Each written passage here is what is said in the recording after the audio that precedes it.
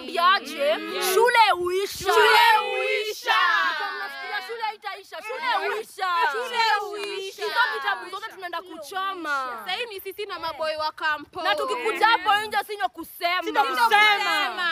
Sasa tu kila weekend. Hakuna kuamka 5, hakuna morning prep sai. Sisi ndio ma comrades next. Hakuna maji baridi for who? Sasa tunakuja kwa tutamaliza. Hapa ni wapi? Hapa ni